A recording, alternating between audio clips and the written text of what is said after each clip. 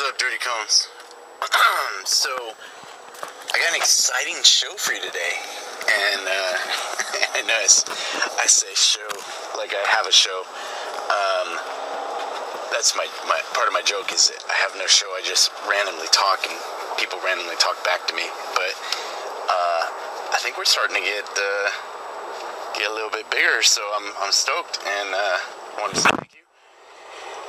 But in all seriousness, I do have some serious thoughts going through my head. So, first off, if you guys get a chance, Bob Edwards, the Bob Edwards Show. If you get Sirius XM, it's on at 6 to 7 and 7 to 8 in the morning. It's channel 121 called the Insight Channel. It's actually a really good channel started by Pete Dominic, and it's just got everybody. I mean, they've got right wing, left wing, middle wing, center of the road people. They're just all smart people, you know. And saying left wing or right wing doesn't really. They might have more left or right leaning tendencies, but everybody for the most part seems to be pretty dang intelligent. And so I find that most intelligent people kind of are just in the middle. And sometimes, you know, like Carlos Mencia's joke, you know, I'm liberal unless we're talking about my teenage daughter, then I'm a staunch, conservative, valued kind of guy, you know. And it's a joke. I have no idea, you know, what people, yeah, I would. Anyway, I think that's a funny joke, but, you know, when it actually comes to other people or my own family, I am who I am at all times. I don't change just because, oh, it's my daughter, oh, it's my son. No, I think that doing the right thing is doing the right thing, whether it's my kid or your kid or, you know, somebody else's kid. We all got to do the right thing, and I think that the letting people not do the right thing or not saying something is partway what's wrong with the world. You know, it's not. So Bob Edwards today was talking about how 9/11, not 9/11, like the phone number 911 started, and that there was a lady who was being brutally stabbed to death. 30 people saw it, heard it, didn't do anything. Because they all thought, well, somebody else will do it.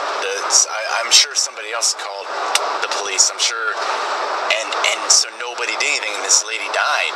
And this is in New York in the late 60s, early 70s, or maybe late 70s. And so I'm listening to this, and I'm like, no way. And then they were talking about they did an experiment where you had 3 people in a room, and so the first experiment was you had one person in the room, they put smoke, or, you know, the smell, and then the person would say, hey, I think there might be a fire, something, I smell smoke. And then they put 3 people in the room, one person was the test subject, and the other 2 were, you know, part of the test. And because the other 2 didn't say anything, the test subject never said anything. And then they were saying that there's not enough heroes in the world. There's not enough people who stand up because everybody wants to conform. Nobody wants to rock the boat. Everybody just wants to, you know, just go through life unscathed, you know, and they're missing the point of life. You know, life is defending life. That's what makes life beautiful. The fact that you could be dead tomorrow or you could be dead in a minute. That's what makes life beautiful. That's all it takes, is just to realize that we're only here for a short time. And so, I don't know, the word hero gets thrown around so much these days. And, like, I don't consider myself a hero. I think I did a job or I do a job. I like helping people. You know, I'm a sheepdog by nature. But there are Dakota Meyer, hero. Marcus Luttrell, hero. down the street who just saved the little old lady from the burning house hero, you know. And maybe I have hero-ish tendencies or something. I don't know, but I don't think Marcus Luttrell or Dakota Meyer, he's like, I just did my job, you know. Anybody would do that if you were put in my position. And, you know, I mean, I don't really see anybody getting rich or, you know, scamming the system off. I'm a hero. But you're just regular people who were given a dare to be great situation and stood up and did it. And that's the only difference between them and everybody else, is that they did something. And I think that, you know, like I said before, in the absence of doing nothing, anything is better. So, you know, there's a reason they tell women who are being raped not to yell rape, because other people will go away. You're supposed to yell fire, and somebody will come help. What kind of backwards mentality is that? It doesn't even... I can't even, it doesn't even compute. Like, my mind can't even wrap around the idea of, if I heard somebody, help me, I'm in help, I need help, and me going, well, maybe somebody else will do something, or maybe they'll be okay. No, I mean, absolutely not. Like, that is the worst thought process. And I don't know if it's because they're, you know, afraid to lose their own life, or they're just lemmings and sheep, and, you know, I don't know. I wish I knew, because I'd fix it, you know. And so I think, you know, I mean, so say somebody falls into water and it's swift moving water. You know, they teach you that you reach, throw, row, go. So somebody falls into water, you try to, can I reach them easily? Can I grab a stick? Can I throw a rope to them? Because swift moving water is very dangerous, and even if you're well trained, you could end up in a bad situation too. So you should try to reach them first. All right, that didn't work. Throw rope, throw an anchor at them. No, throw a life preserver. You know, throw something at them. Can't go. All right, row. I got a boat. I can get to them. All right, I'm doing something, and then go in if you can't do anything else. You know, but have someone call 911. Have somebody else to do your backup, because once you're in the water, you may just as easily become a victim yourself. So, you know, I'm not saying not to be a hero. I'm saying you should be a hero, but I'm saying you also sometimes have to think about what you're doing and what's going on, and so you don't end up wasting your heroic effort. You know, there's no reason, but you know, to each, everybody's got to do their own path in life. And if you're like, I did everything I could, then you did everything you could, you know, nobody will fault you, especially in this society where nobody likes to help anybody.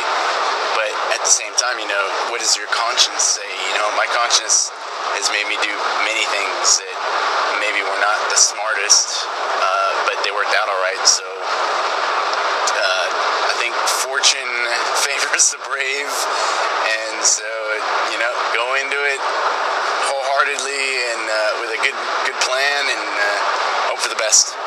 But you know, so I'm not telling anybody to go without training to run into a house that's on fire. I'm saying that with proper training, you know, analyze the situation and then do what you got to do. But maybe just knowing that you're like, oh, I wish I could have done something. I'm not gonna let that happen again. You know, and you get smarter and you get better trained, and you go to some swift water class, and you know what to do. So don't anybody get hurt doing what I said. I'm just giving you food for thought that there needs to be more people willing to stand up. You know, if you see someone being bullied, you know, there's so much. It blows me away the cruelty of children or people, period, these days. So this week is 11 years I've been raising my sons on my own, and they're now 13 and 11, gonna be 14 and 12. But when we started, they were 2 and like 28, 29 months and 6 months old, and I didn't know what the hell I was doing.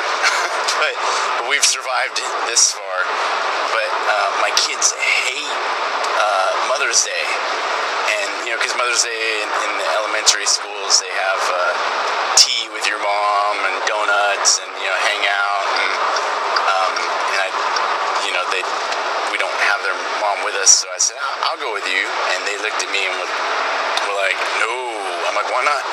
They'll make even more fun of us. I'm like, why? And they said, well, so these kids make fun of them because they don't have a mom.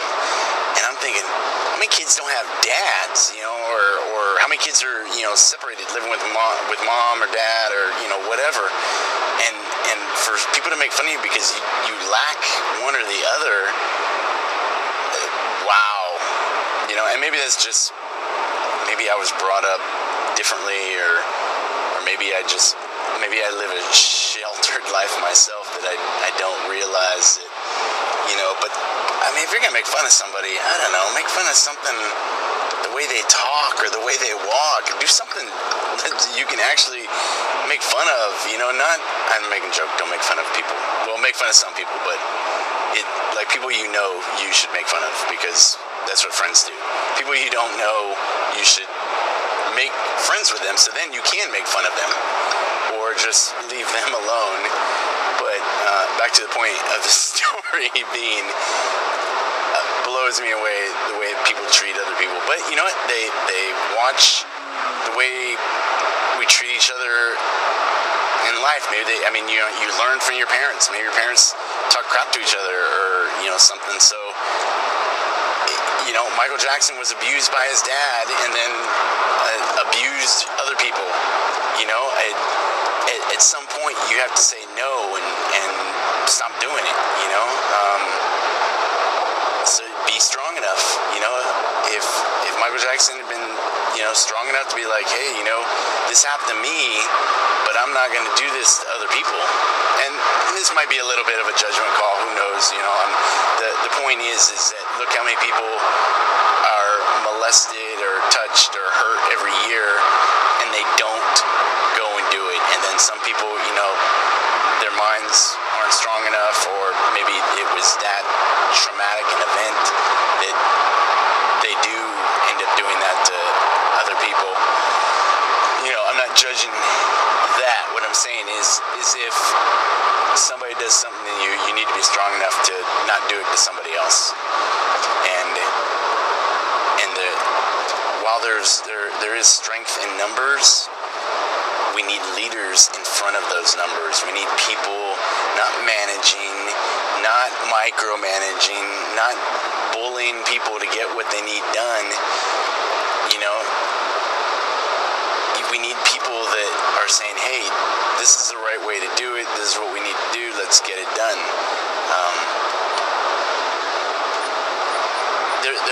What is it? Only 1% of this country joins the military. There are other ways to serve. I'm a big proponent of other things, but I'm a proponent of service.